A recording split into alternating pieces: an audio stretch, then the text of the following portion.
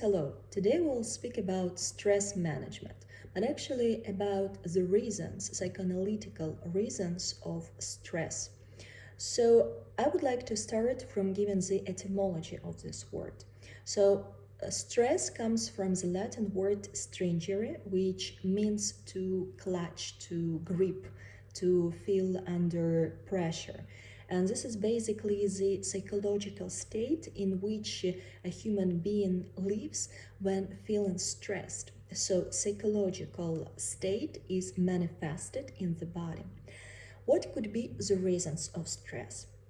Let's look into the history of human brain's evolution, where we will see that our ancestors were forced to survive in the wild environment, and every time they were fighting, they were making efforts in order to survive.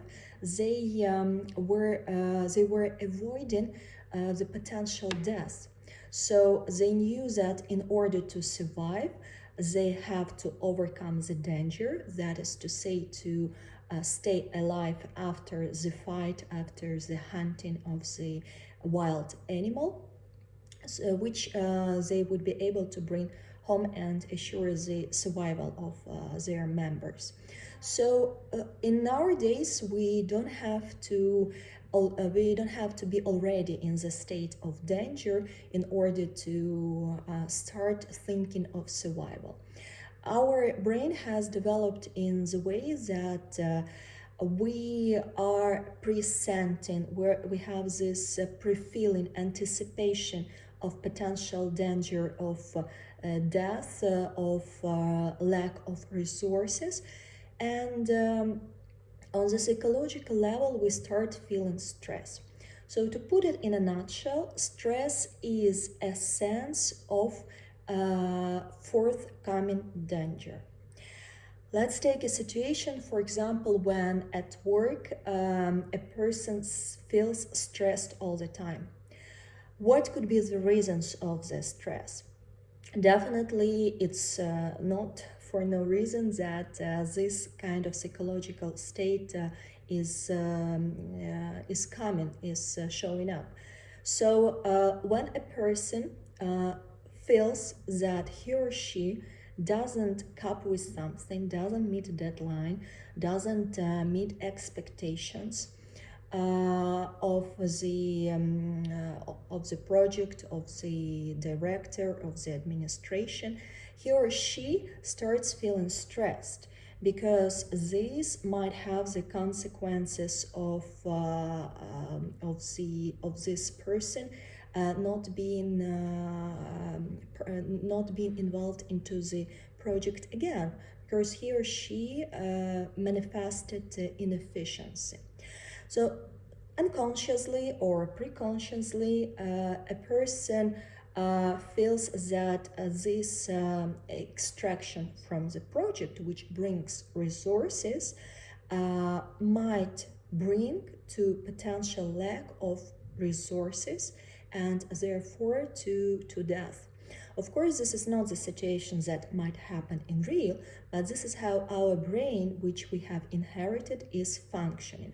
So the person is already feeling stressed, which makes a person works under pressure in order to meet certain results or expectation.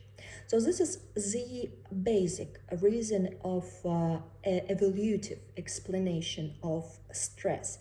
The second reason, which I'm not going to put it in a chronological way, but this is just the next reason.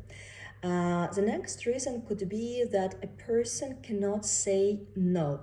For example, in the situations when too many people ask from a person too many things to accomplish, or even the things which he or she is not supposed to do, and this person cannot say no, he or she is not used to rejecting people, he or she might be taking responsibilities for everything, trying to help, but instead of helping, this person starts feeling stressed out, which of course leads to consequential impossibility to be in a normal psychological shape, and also inability to help other people. The next reason, which is third in our list, would be the avidity. Avidity is connected with the socio-economic factors which play a big role in the exploration of stress. A person who is supposed by nature to want to get as many resources as possible, and feels like he or she needs to fight for those resources in the condition of limited time and limited resourcefulness, of course, energetic, psychological, physical, and also environmental resourcefulness. Feels stressed, as if he or she has to get as many resources as possible in those limited circumstances. And this is what makes a person feeling stressed. If a person continues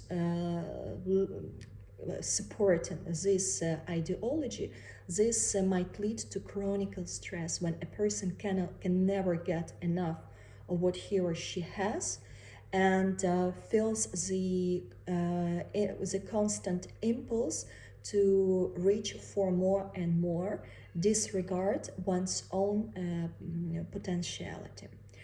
So the third, that was the third reason. The fourth reason is incapacity to feel a lack. A lack is not in the sense of financial lack or material lack. It's a state, psychological state, when a person feels like he or she is lacking something, and he or she cannot support it, cannot tolerate it. And this pushes a person towards energizing towards more activity in order to fill in this lack. But we know very well that it's impossible to fill this lack.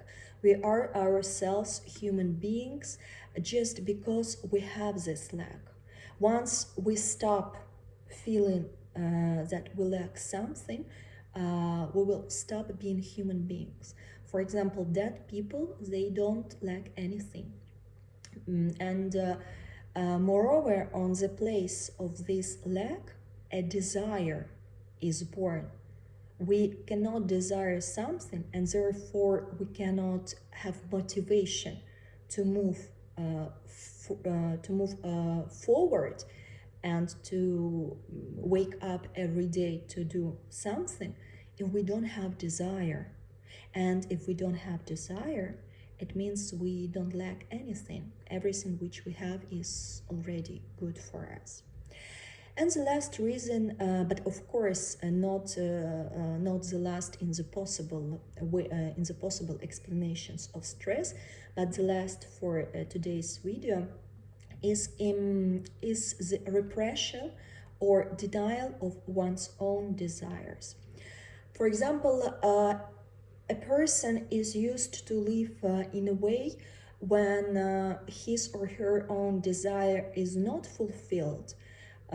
We're not talking about any specific desire, but desire as a way of living, unconscious desire. So this person doesn't fulfill this desire, but on the contrary tries to repress it, tries to deny it, tries to say, try to ignore that he or she has got this desire, or tries to say, no, I don't have this desire. It's not me. So much of physical and emotional and psychological forces go into the repression of these desires which a person is afraid of confronting. It's not the fact that the desire is dangerous, but for him or her, the mere fact of facing this desire is already threatening probably with the destruction of all the whole life picture, the whole world view, which he or she has been supporting for during the entire life. So can you imagine how much of energy and pressure we exercise on our mind, on ourselves, in order so that not to face the part of us. So this could lead to the chronic stress. And now you can have a look. Maybe you will find a little bit of everything inside yourself. Maybe you will discover one major reason which you've been practicing unconsciously throughout the time, and that might help you to become more aware of the way you deal with the stress, with the way stress enters your life. And this might help you to get free of stress. This will help you to never come back to the same state, because when you know the reasons, you are the one who controls yourself, not the stress, not the circumstances. So when talking about the stress management, we'd rather talk about self-management, about the control of ourselves, because when we are the masters, when we are the governors of ourselves, and not, for example, the stress or exterior circumstances, then we know how to deal with that, and we will no longer allow the stress to come in our life. So this is the end of this video. I welcome any comments, any feedback or questions, and see you next.